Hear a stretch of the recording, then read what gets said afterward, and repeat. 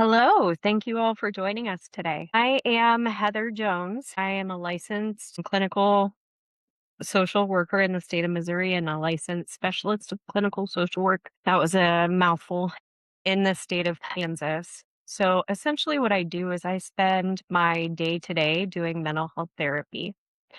So I am joined by one of my colleagues, uh, Erica Spring.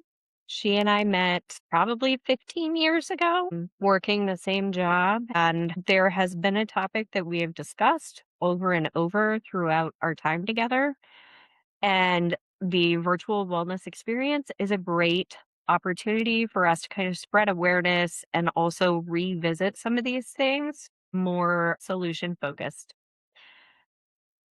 Uh, so, our topic is the cost of caring, which is helping to understand burdens that caregivers face. As therapists, we know that there's a lot of caregiving that goes on.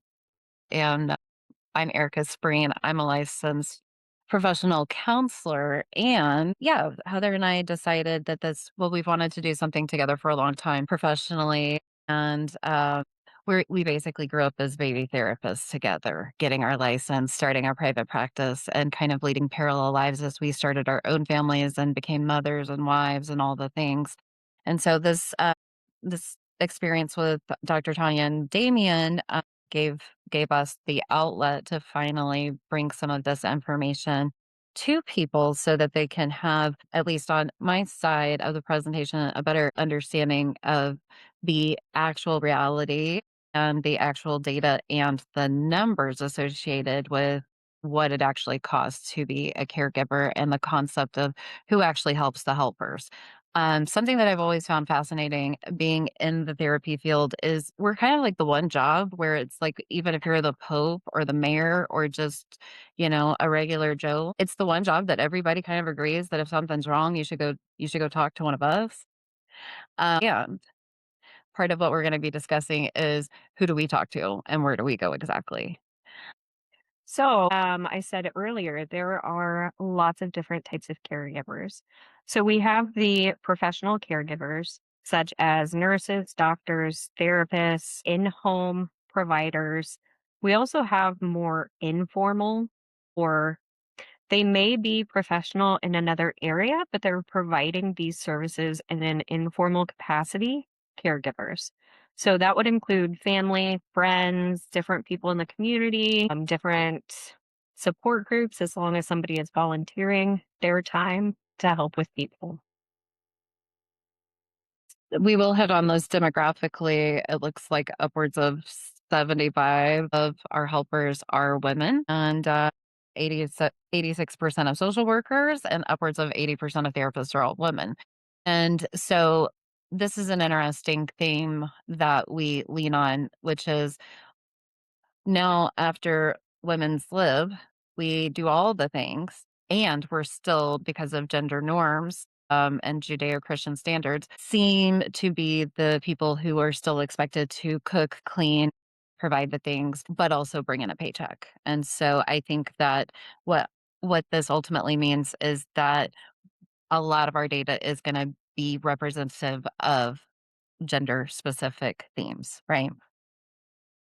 And when somebody begins as a child being sort of shaped to be the caregiver, and when we think about gender roles, and I don't want to spend too much time because I know we're all aware of it, there has been a whole lot of education in mainstream media and different places of gender norms. We can look at hunters and gatherers, right? So we have the hunters, the typically men, not always, who would go off, who would fight the big animal, who would bring home the food and the meat. And the women who were left behind often acted as gatherers. We gathered the herbs, we gathered the sticks to make the fires, we did all of the things. And so this community kind of formed a lot of times, right? There were some men, but there were a lot of women who did the community sort of work, who did the support, who naturally would listen to people and would act as healers.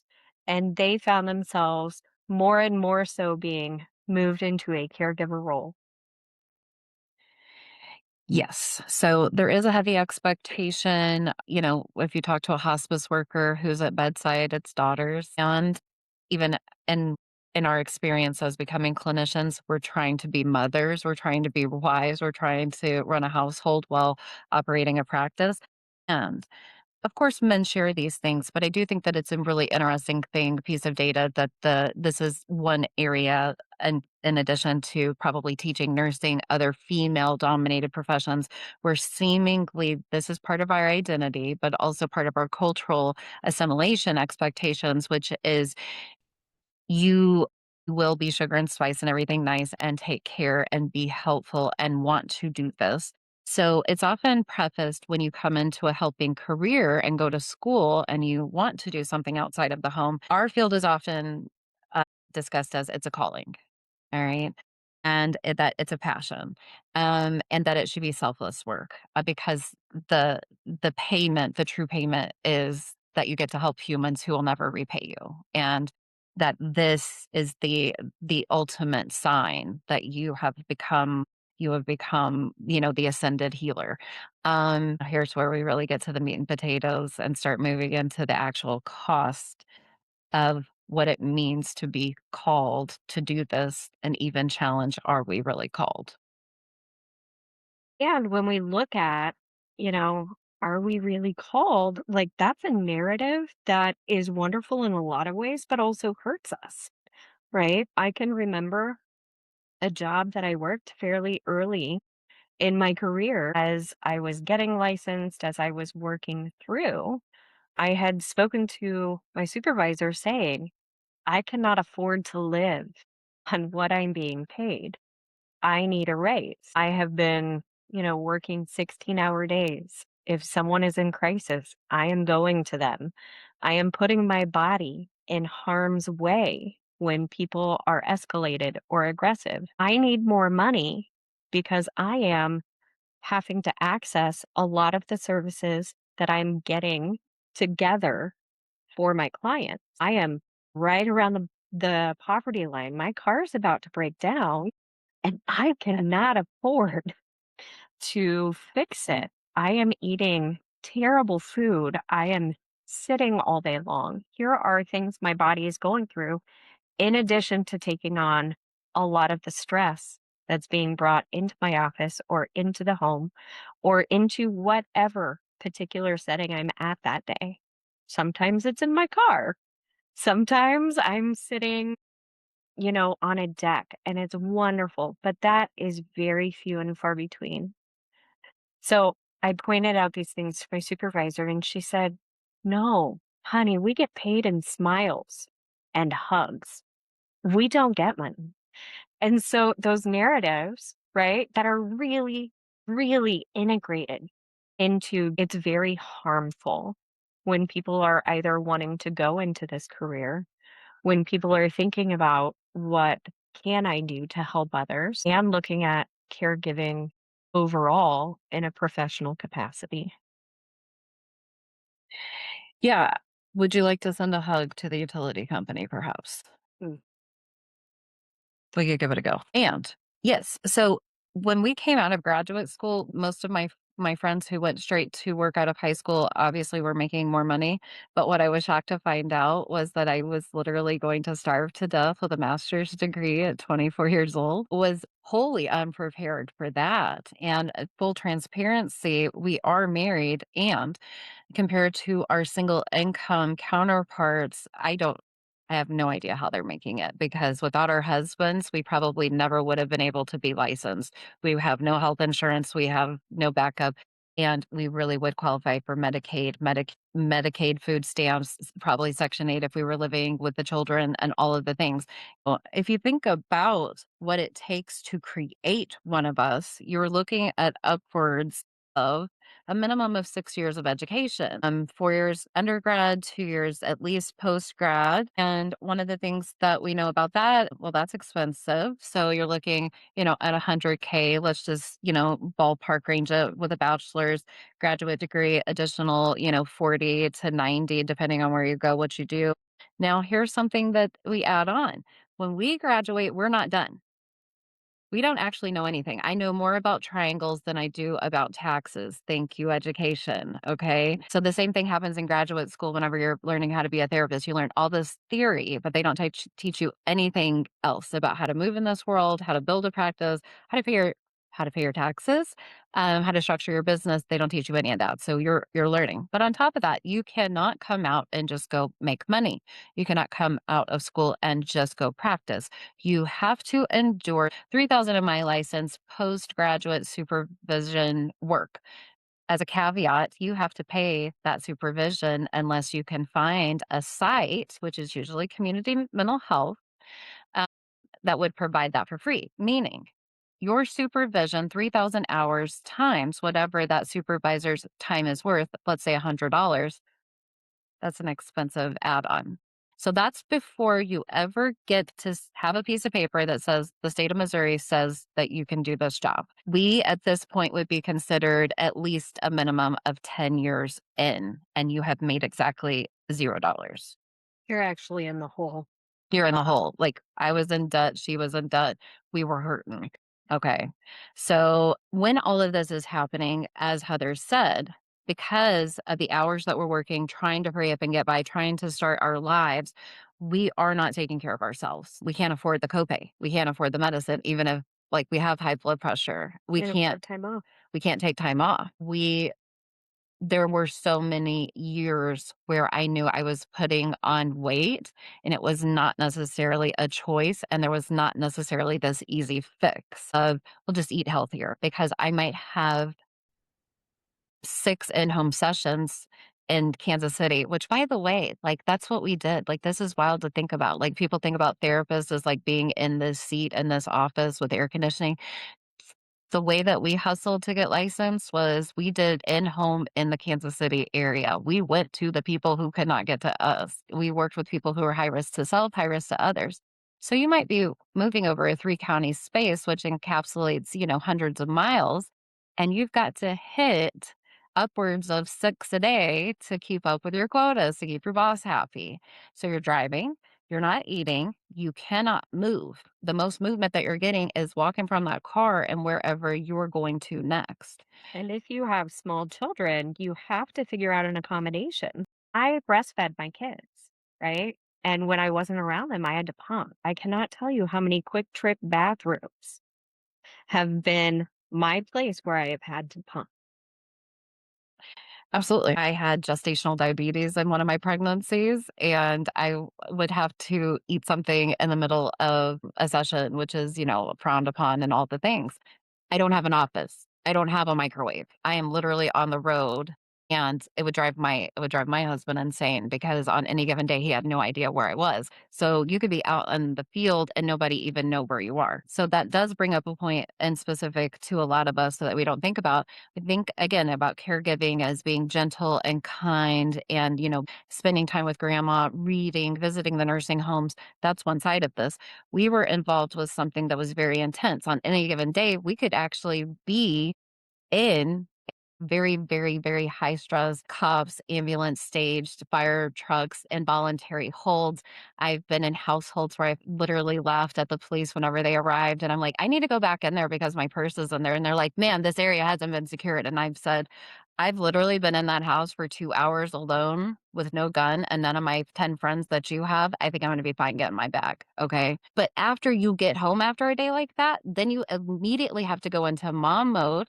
You're starving, you're tired, your amygdala is finally stopping, so now you're getting, like, this huge hormone dump, and now you've gotta talk about what Caillou did today on PBS, and then go fix dinner, and that's if you're lucky, because a lot of times we were required to do additional things, like teach a class. I would have to supplement my income. I taught parenting classes. Heather taught DBT classes. So that was lucky if we got to go home after we had been all over the city, and lucky if we had eaten, lucky if we had breathed. That really speaks to our experience, and we know that there are other caregivers, nurses, the same thing we hear teachers. They they don't have enough staff in schools right now to actually go eat. They're having to eat while their students are in class. They don't have enough staff to go to the bathroom, so they're not going to the bathroom. So these are some of just the very, very literal costs that we talk about that certainly I don't think are doing anybody's bodies or wellness any good in these settings. And when you have to do this every now and then, great. That's wonderful. When you have to do this every day for years while you are trying to get all your license hours, it can be pretty awful. And things start building up, which is why we started talking about the cost of caring, right? When a random diagnosis that is not anywhere in your family pops up, you have to ask, how did this happen? And I also know, just in my own experience, I work with a lot of caregivers who come in who say, I don't get a break. I'm the only one. I'm the only one. I'm the only one, right? I hear that over and over. And there are just so many things. So I think one of the first things that people say is self-care. You have to take care of yourself. That's what you do, self-care.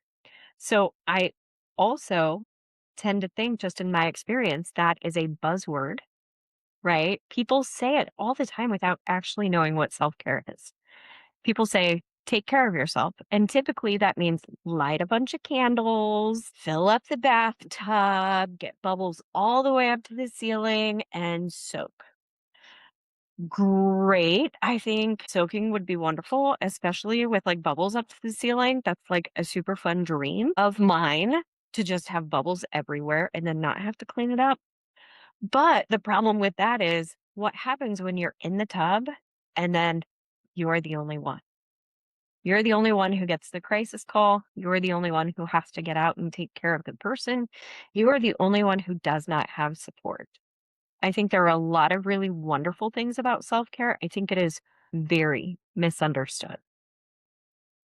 Absolutely. For years, I have advocated self care because I think it's victim blaming, and I we will hit on this at the end of our presentation, but a little tease about that, which is I believe that it's reasonable to advocate for systemic change so that we don't actually have to get sick and then have to actually recover and have all of these wellness strategies. I think that we should be able to exist in a way that honors our bodies and not destroys it, and then makes it our own responsibility to fix what something else has broken. The concept of chronic illness, I want to touch on that because that's something that I'm really passionate about. Unexpected diagnosis has hit when we were baby therapists my first year in Kansas City, and community support. I got diagnosed with thyroid cancer. uh, didn't even know that it was a thing. I just thought I had a really, really bad sore throat for like a month. And so I had surgery, I had it removed, I had treatment.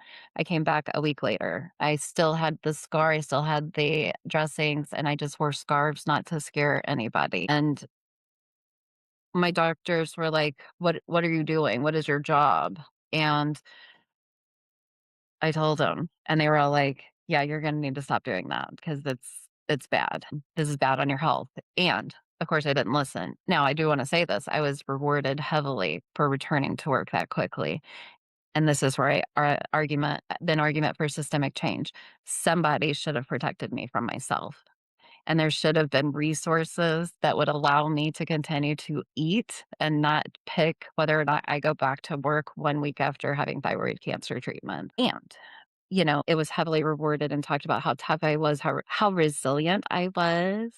Yeah, Another buzzword. another buzzword, resilient, wasn't a choice. So touching on that, most of us came to this very broken. Let's just throw that out there.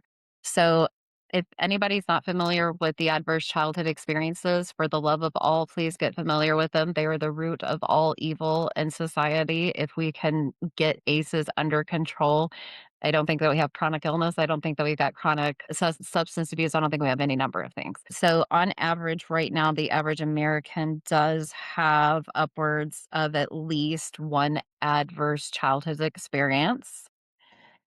Upwards of 20% have four plus. People that work in mental health have more. So, again, going back to the calling, if you have high adverse childhood experience scores, the concept that you have complex PTSD is well known, and that connection means that your identity is that you are able to regulate yourself when everybody else would be running out of the building because you've been doing this since a child. And so a lot of us would be in school talking about how we came from challenging upbringings and kind of like the buzzword in graduate school for psychology students is like, I'm here because I want to figure something out in my family. I want to fix something in my family. I want to fix something in myself. So a lot of us do identify as wounded healers. Now, why the ACE inventory matters so much is it's not a diagnostic straight out, but it is correlative in the data collected that the higher that score goes, the more likely you are to have a chronic illness or seven autoimmune diseases, which, by the way, 80% of women have, again, magically lines up with that data point of 80% of women being helpers, 80% autoimmune disease, 80% helpers. That's weird. And we're more likely to suffer from a litany of other things, including substance abuse and increased risk of our own mental health. None of that we are allowed to talk about out Can I ask, there. can you explain to everyone? I'm familiar with ACEs. I don't know that they're fully familiar with what ACEs is. Can you explain Pulling it that? up. Absolutely. It's a 10 yes no questionnaire that was developed by a surgeon who was very confused about why all of his bariatric surgery patients all gained their weight back. And he came up with this overlap of 10 questions, yes or no, that happened before the age of 18. They include questions like did a parent go to prison? Essentially, did you feel safe in your home? Did anybody threaten you? Did anybody hurt somebody else? Did you see domestic violence? Did you have your needs met? And every time you get a yes, that is a score. And so ultimately in society, we would want a zero for all of our children, all of our citizens. And unfortunately, on average, everyone has at least one. 20% of our population has at least four, and mental health clinicians and people in behavior work have even more. All of this directly correlates to major chronic illness, including early death. Uh, so this part, I think, is where can really get into some of these costs because if you have had this experience in childhood and then you go to college and then you go through your licensure, you're racking up a lot more miles on the old chassis compared to perhaps somebody who doesn't have that kind of childhood background. So the body's already keeping the score. The things are already falling apart. The wheels are coming off. Your body is aging faster. And oh, by the way, now you're enduring secondary trauma because perhaps you're witnessing somebody try to commit suicide for the third time that year. You're watching, I remember reporting once for a case and somebody was blue from an overdose and had to go past two pit bulls, because that's a normal Monday. Those are very small examples of things that we're exposed to over and over and over and over again throughout every single day. I did a chronic pain in the brain training, and it was fascinating. It was so interesting. It was by Dr. Corey Young, and she had brought up that emotional pain and physical pain both register in the brain the same way. They did some studies where they took a group of people and they hooked things up to their brain to find out how they responded to pain. And so in one group, they actually caused some physical pain, right? The second part of it hooked up to the same things, and they had people who had been recently like dumped by a serious partner. And they would show them pictures of that partner smiling and laughing and having fun. And they caused emotional pain. And what they found was that it did not matter if it was physical or emotional, the brain registered the pain the same way. And so Dr. Corey Young was saying if that is the case, then essentially every time you're exposed to something that is painful, a traumatic event, it's like you're being in a minor car accident. How many of you can imagine being in 6 car accidents a day, 5 car accidents a day, 10 car accidents a day? Little fender benders, maybe, but being able to continue to do it for decades. Yes. So we do experience the things that I have said likened to we see and hear things that you can't wash off in the shower. And, oh, by the way, whenever you come home from one of these days, you're not even allowed to say, "Well, what the hell happened?" Because that's a violation. So, you can't say where I've been when we would do in-home, you can't say, "I was out in Platt City today, and the closest thing that I had to help, was like one bar, and I was praying to get out of there." Because husbands don't wanna hear that, your mom doesn't wanna hear that, nobody wants to hear that, and you can't talk about it. So, we can talk to each other, we do develop friendships, we do have supervision. It's not the greatest, but what does that mean? Most of us are left alone to process through these things, and most of the time how I do it is I just pretend like it doesn't happen, and I just shift into a different gear, and I go into a different Erica, but that has a heavy cost too. There's no off days, and I think that that's kind of the bigger thing. I would definitely align it to what people were going through in COVID with first responders, the nonstop bills, the extensive hours, the exposure to very, very, very distressing imagery over and over and over again, and then having to continue to agree to show up, even if it puts you in danger, even if it makes you sick. And then people will say, but this is what you signed up for. And then some people also will make it sound like it's an honor, it's a privilege, and it is. It's also something that is destroying the field. I say all the time that this is a field that will eat its own. So on the low end of creating one of us, you're looking at somewhere of in the lifetime course upwards of 750 to $1 million of investment in education, hours, all of the things, maintaining the licensure. That's before you open the practice. That's before you do anything. When we were not licensed, we made about 30,000 if we were lucky. When we are licensed, the high income range would be upwards of 75,000. This is definitely across the United States. So 75K in New York is going to look a lot different than 75K in Missouri, but these are all national averages. Keep in mind, we are still heavily, heavily in debt. Okay. And so, As part of maintaining our license, we yes. have to pay a fee every 2 years, and we have to spend like, for my licenses, it is 30 or 40 hours in a classroom studying specific topics and categories that we have to pay for ourselves. We have to take off work, we have to make sure we're registered, we have to follow up and make sure that we have completed all of the things in order to make sure that we get credit for the hour or 2 hours or 3 hours per topic that we spend in a classroom. Yep. So that gets expensive. Like we're both EMDR therapists. That on average is about $5,000. I did an ABA. That was a PhD, like online 6-month course, and it was 4 grand. And we roll these numbers off, and I mean, it is a tax deduction. That's nice, but we don't have that kind of money. And even whenever we make it over to finally getting our license, we're about 30 to 35 years old. This is our first time making the money that all of us think about when you pay your therapist, right? So, on average, we do about 20 cases a week. That doesn't sound like much, but what you don't see is the invisible work that we do, which is the records keeping, maintaining HIPAA, contacting clients, calling back, advertising, case coordination. If I don't know what I'm doing, I got to call my bestie Heather and say, what do I do? None of those are billable. Oh, and by the way, if somebody is suicidal, I can't just be like, sorry, I'm in Colorado.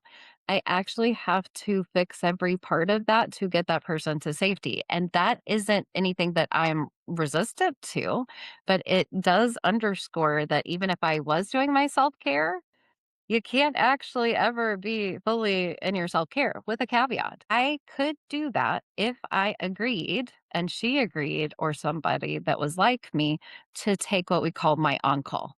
But that means paying their per diem to cover your caseloads. So even if I want to go on vacation for 7 days, I would, on average, offer a cohort $100 to cover my on call. I have to give them $100 a day, even if 5 people call or no people call. So that's $700 for a 7-day vacation that I'm paying to not be at work. There's no PTO, there's no sick leave, there's no vacation, there's none of that. And then it even costs money if I actually don't want to answer the phone. So you're getting it that this is very expensive. We are broke, translation. Broke, we are sick, We are tired and we are burnt out. Yeah. I have some colleagues who are actually doing a lot of research right now into self care and what prevents people from accessing it, what prevents people from actually being healthy. And they are finding that there is so much administrative difficulties. They are finding that if an administration of any kind, if you work at a hospital, if you work at a school, if you work at wherever, if an administration is not able to provide what you need, that significantly impacts and increases burnout. I agree. And the system isn't built to support us. So, what I mean by that is, all right, let's say that I've got a raging addiction. Just read a story the other day about a clinician over in Kansas that admitted to her addiction, submitted herself to testing, submitted herself to treatment, and she lost her license anyways. Another clinician in Missouri openly on her license put down that she was bipolar. She suffered a bipolar episode. She lost her license. So she went and sought help. And if that woman that had not sought help in Kansas for her addiction, she would have kept her license. So the message is strongly don't ask, don't tell. So we do on our license, it says outright, have you been diagnosed with a mental health disorder? Have you been hospitalized? Do you take medications? Do you have a substance abuse problem? These are all self reported. We know that the numbers don't match the data. So more people have a license, and there's all kinds of unofficial numbers, but we know that at least 60% of us deal with some kind of chronic mental health issue as well as substance addiction. But we cannot go to the hospital. Uh, if we want to go to outpatient therapy, again, even if we're in Kansas City, it's a big world, but a small world at the same time. So where do you go where they're not going to know you? If you were to I go also inpatient and get treatment, you're risking a whole lot. I also just want to throw out there that none of the clinicians she's talking about with the substance abuse or the bipolar or with the episode or anything like that, that's not us. Okay. That's not That's us. not when we were doing the research, those were 2 stories that we came across about people getting help and how they were punished for getting help. There's also just a stigma in general, and I think people would agree if somebody heard that their therapist was a crack addict, that they're probably not gonna be sending referrals. So we're expected to be different, but we don't actually have any tools, and we don't actually have any treatment. Uh, we do need systemic change so that that can happen. Certain industries do protect their own better. There are different treatment options for say, physicians and surgeons. Pilots, there's heavy addiction in pilots, but they don't ground all of their pilots. They send them to a special support program, and they're completely protected. And obviously, very wealthy people, that's wonderful, they can afford those very expensive outpatient settings. But as a caveat, you really do have to be wealthy in a way that not only you're able to purchase that treatment and participate, but stay gone from your practice and sustain that. So you're talking about a tremendous amount of resources, time, money, and energy wise to actually go get help anywhere. And we talk a lot about you're the only one. You're the only one. You are the only one. And I say that kind of tongue in cheek, right? I'm not talking about therapists in general. I'm talking about the people who end up being caregivers, right? Whether it is the professional caregivers who get paid by a company or who hang out their shingle or, whatever it is. I'm talking about caregivers overall. You're the only one. You're the only one, right? Family and friends typically aren't like, I don't want to work. I don't want to earn money. I would like to care for a family member that I can find who maybe needs some help. Like, I don't know a lot of people who have intentionally said that phrase and then followed through with doing it. And so, I know that we have focused a lot on the professional caregivers, therapists specifically, but it is across the board. It is across the board. Absolutely. As we're closing down, we're at the time, we're not making enough of us to sustain what's coming around the corner. That goes across the board for all caregivers. The great generation right now, we're not. we do not have the citizenry to even support my grandparents' age. And so I think the call to action must be we have to have some kind of systemic reform. We have to have actual funding. If we can float 2 billion to 200 billion, I heard this week. I feel like we might be able to get a certain treatment facility together. I don't know. Call me crazy. Well, there's so much here, and I'm sure that your hair has gone gray when you heard the rumor that your job would become unprofessional. Women, So I understand what that means, but all it means is that you can't borrow any money. So we remain professionally licensed, but you can't borrow upwards of $200,000 to get that training. I thought that there was a demotion.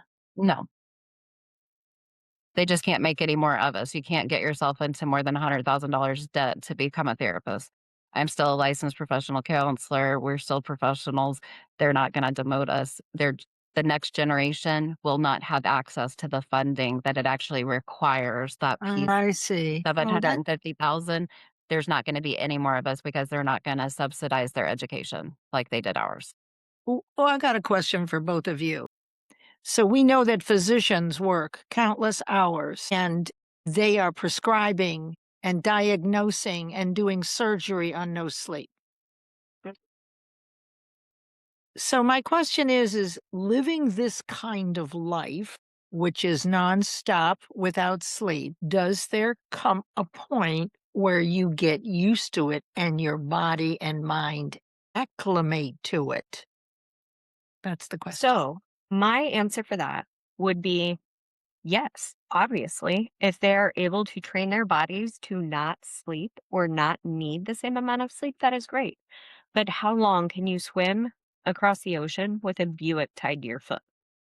I think about it this way, can you? Yes. Should you? Totally different. I can do all kinds of things, should I? No. And we see over and over again in that data, nobody actually adjusts. If you start going over 72 hours with no sleep, you appear intoxicated, just like you had had three bottles of wine, and you're going to start hallucinating, and within a week, you're going to die. So no, you don't adjust. You just get sicker faster, and you burn out. By the way, in this research, a shelf life of a therapist in private practice is approximately 12 years. 10 years to get here, a million investment, 12-year career. Tom Brady had a longer career. Hello, thank you so much. This is really informative. So for me, I know I have a high ACE score, and now everything is so relatable that you're saying because, I have the lupus, I have the migraine, so I'm dealing with that as well. So what do you recommend for pouring back into ourselves if that becomes a situation? I think I struggle with it because there's no easy fix. I would start with just recommending educating yourself about what got you here because we didn't wake up this way. And I would take a hard look in the mirror. Hard look in the mirror. So, I will also share. I come from a fairly healthy family. I really do. And my private practice is 12 years old. I've been doing this particular career for 20 years. In the last 8 or 9, I have been diagnosed with lupus, with Sjogren's, with medullary sponge disease, and I have had like 8 Sjogren's flares over the last year.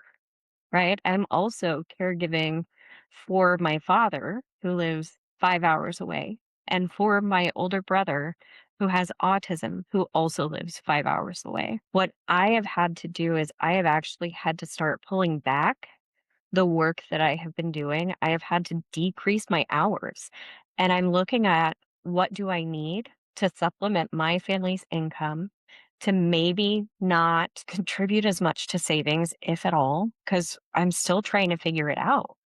But I stopped taking clients in October, which, we're getting calls every single day of people going, "We need in.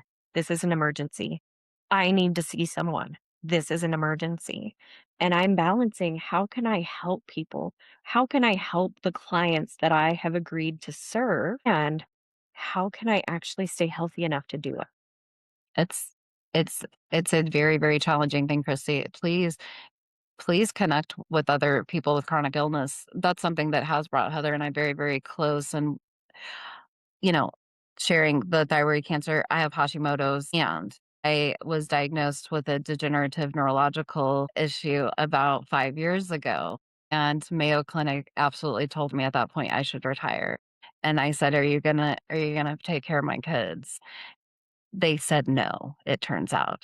And Mhm. so, I would love to tell you that there is some magical skill. I think for me, it starts with learning to say no unapologetically, learning where to put my spoons proverbially that day. One thing I will say is like I stopped thinking at all about what people think of me. I'm just today, but day in and day out when I'm practicing, I don't put all of this makeup on. I just present as myself. I streamline all of my activities to be as efficient as possible so that I can continue to take care of the people that I have agreed to take care of, which includes myself and my family.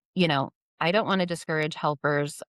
I want us to be free of the shame, free of the guilt, and free to talk about why we're here and why we're not getting better, and to stop blaming that maybe if you just did a little bit more yoga or maybe if you just did a little bit more exercise, that you would be okay. I also just want to plug for a minute. Erica and I are doing a podcast. It's called Borrow Some Besties. The whole purpose of the podcast is to decrease loneliness and to help feel like people are part of a community, and also to be social without actually having to interact. Very low commitment. You get to just hang out with us, and you can never tell where we're going to go. Any other questions? Thank you guys for joining. Yes, this is great. We appreciate y'all so much.